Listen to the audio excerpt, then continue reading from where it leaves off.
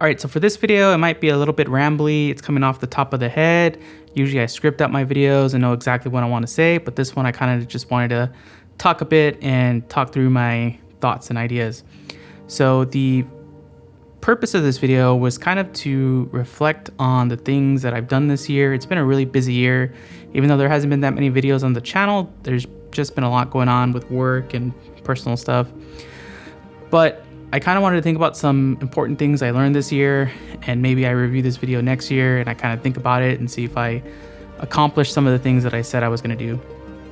So the first thing is this year really reinforced that I really need to try more foods and things here in Singapore, because I think this is like low-key one of the greatest places ever to eat. Now I know a lot of people here say go try stuff in Malaysia, but unfortunately it's kind of hard to travel to places. But tried a lot of more local cuisines here. Char Kway Teow. I'm probably gonna butcher a lot of the names, and different kinds of pratas, and just hor fun, and so many different foods, and they're all so like amazing and good. Like the mincemeat noodles, I've had way too many of those. I've definitely ballooned up over the year because of that. So hopefully with less restrictions and a bit more booster shots and the ability to go outside more often, try out more of the local cuisine, find out the good local spots, and actually kind of get out there and film again. Like, I haven't done a vlog in forever. Reason for that is, one, being locked down, but also just kind of lost the fire a bit on that. But yeah, hopefully try more things and share more things that are going on here, because there's really just this amazing assortment of things to try and eat and go and do and see, even though it's such a tiny little small space. So the next thing is to be a bit more selective with the tech and stuff that I buy. Now, since I've been stuck at home, you know, I'm sure a lot of you out there, and I'm sure the economy has reflected this, have gone kind of like purchase crazy and buying a bunch of different things. And even this video is kind of like emblematic of just going overkill on tech. Like, just for the lulz, I'm trying to record this in the highest quality possible, ProRes RAW, even though the editing software I use can't even use it because I switched from Premiere Pro to Resolve, so I probably edit this on Premiere. But aside from that, like, I've gotten a lot of tech just for the sake of coolness and quality, and not thinking about so much as functionality. Like, this thing here is, you know, maybe a couple $100 depending if you get it on sale or not.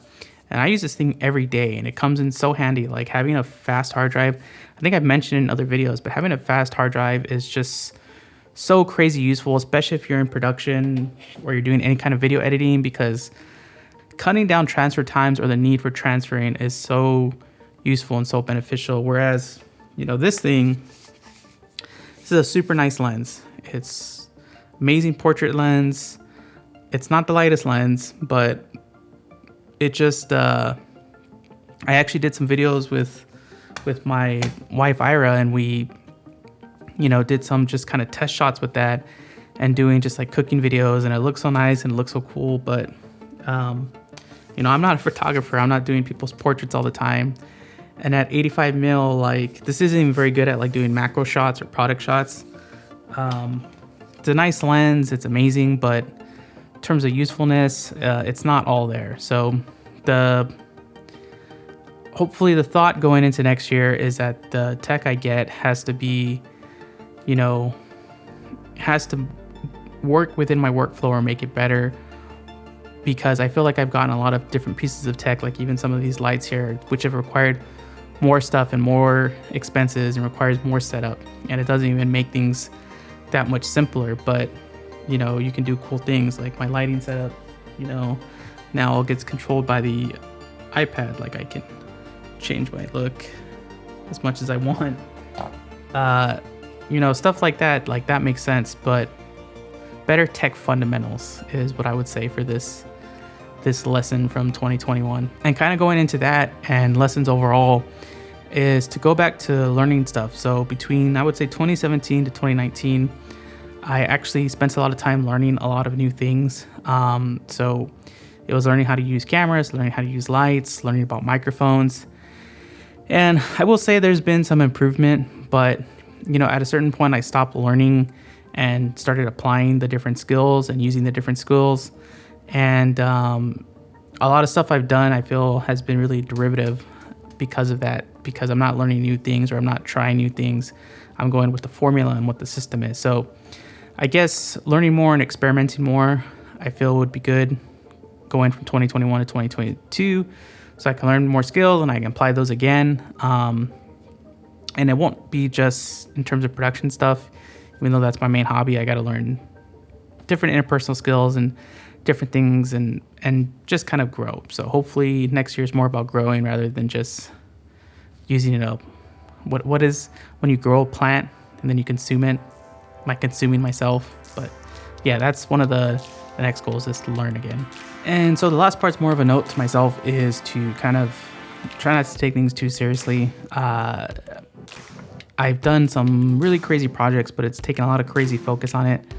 And the reason why I don't say don't take it too seriously is because, and it's a bit nihilistic, but it doesn't really matter. Like, you know, it's okay to screw up and learn from it. I mean, as long as you don't do it like maliciously, but you know, a lot of this stuff is meant to be fun. So when you focus on the hardcore aspect of it and forget the fun and the enjoyment and the experience, then like it seems like a grind or a drudge. So that's kind of what I'm focusing on, is just try to find excitement in doing new things.